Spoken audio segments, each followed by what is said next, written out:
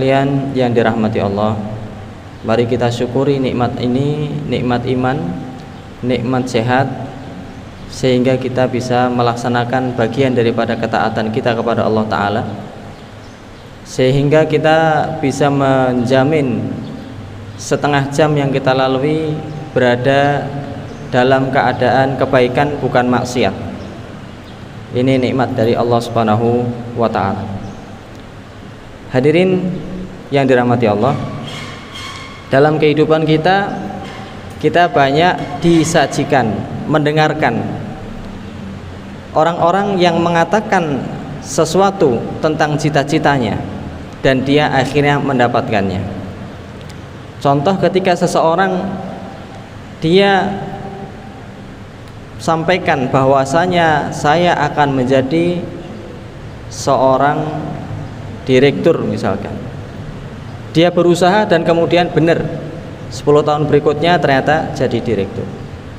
Insya Allah saya nanti akan umroh, walaupun gak ada dananya, tapi dia mengusahakan, Allah sampaikan juga dia bisa berangkat umroh ya.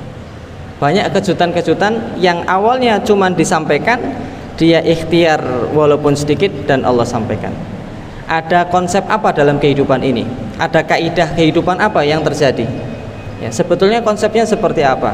Maka jamaah rahimakumullah, ada satu kaidah yang disampaikan oleh Nabi SAW ya, dalam sebuah hadis, in tasaddaqallah yusaddiqukallah. Seandainya engkau jujur kepada Allah, atau seandainya engkau benar kepada Allah, maka Allah akan benar kepadamu. Bahasanya ini kalau istilah kita adalah bahasa singkat padat puitis. Akan tetapi kalau dijabarkan, maksudnya begini: seandainya engkau jujur dengan niatmu, seandainya engkau jujur dengan kata-katamu tentang cita-citamu itu, maka Allah akan jujur, Allah akan membenarkan, Allah akan menyampaikan dengan kata-katamu. Jadi ketika kita mengatakan dulu, insya Allah tahun 2020 saya naik haji, Allah akan sampaikan kepada hal tersebut kalau engkau jujur. Kalau engkau jujur, maka banyak kisah terjadi seseorang yang berhasil meraih cita-cita dunianya. Apalagi jamaah rahimakumullah, ketika seseorang menggunakannya untuk meraih cita-cita akhiratnya ya. Mari kita lihat hadis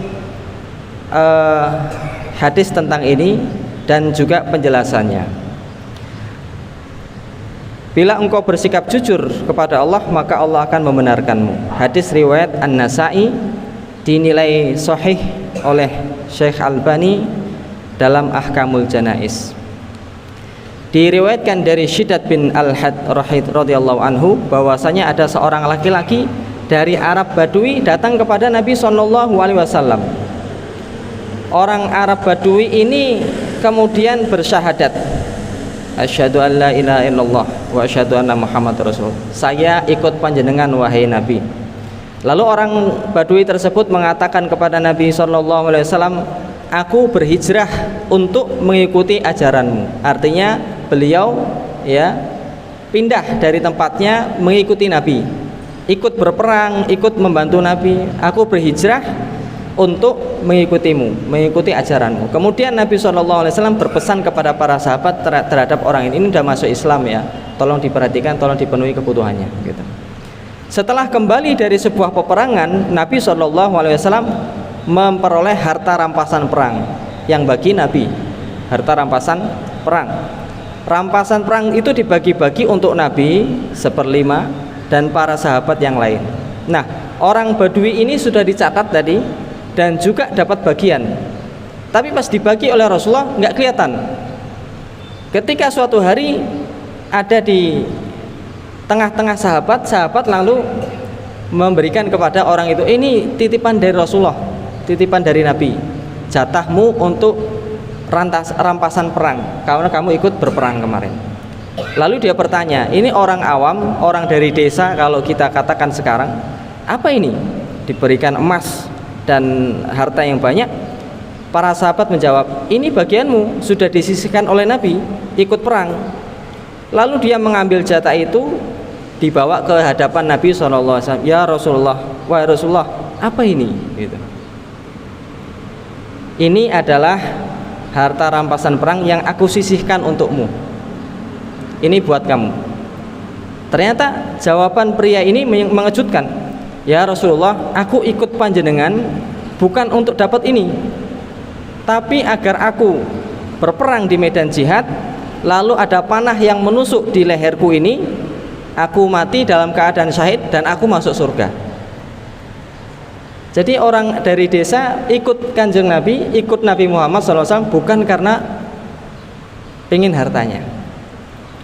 Suatu ketika ya dia terdiam sejenak, lalu bangkit ya untuk memerangi musuh. Ya, sebelumnya Rasulullah berkata kepada orang ini, kalau kamu benar-benar jujur kepada Allah dengan kata-katamu, niscaya Allah akan percaya dan akan menyampaikan keinginanmu. Beliau langsung maju ke medan perang. Tidak berapa lama kaum muslimin setelah perang menggotong seorang laki-laki. Dan ternyata orang itu adalah orang Badui tersebut. Sudah mati syahid dalam keadaan seperti yang dia katakan pada Rasulullah, tertancap panahnya di lehernya seperti yang dia katakan. Lalu Nabi SAW bertanya, apakah ini orang Arab Badui tersebut? Iya, benar. Nabi kemudian bersabda, dia jujur kepada Allah, maka Allah akan memenuhi permintaannya. Nabi SAW kemudian mengkafani dengan jubah beliau, dikafani dengan jubahnya sendiri SAW, lalu disolatkan. Dan diantara doa yang dipanjatkan Nabi untuknya adalah, ya Allah, ini adalah hambamu, keluar dari kabilahnya untuk berhijrah menuju jalanmu, kemudian mati syahid dan terbunuh dan menjadi saksi yang demikian. Jamaah, kadang-kadang kita kurang jujur kepada diri sendiri. Kita menginginkan surga, tapi kenyataannya kita malah melakukan pekerjaan neraka. Kita ingin mati dalam keadaan husnul khotimah, tapi kita memperbanyak perbuatan yang membawa kita kepada su'ul khotimah. Inilah beratnya jujur kepada Allah Subhanahu wa ta'ala.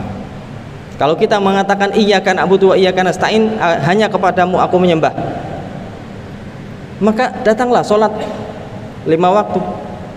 Kenapa malas untuk sholat berjamaah di masjid? Maka ini pentingnya jujur kepada Allah Subhanahu wa ta'ala. Seandainya kita bercita-cita surga, jujurlah kepada Allah, lakukan amalan-amalan yang menyampaikan engkau kepada surga.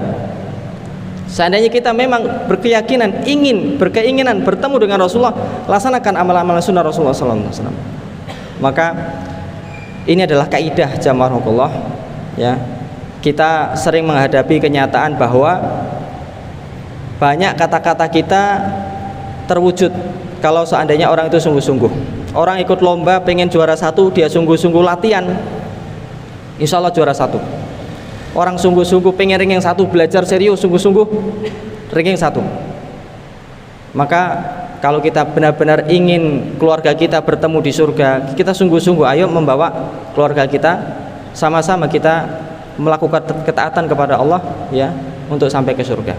Dan inilah, ya, kaidah kehidupan yang harus kita serap dalam hati kita. Seberapa jujur kita kepada Allah Subhanahu wa ta'ala, seberapa serius kita meraih surganya Allah, seberapa jujur kita untuk bertemu dengan Allah Subhanahu wa ta'ala. Jamaah rahimakumullah, kaidah yang luar biasa.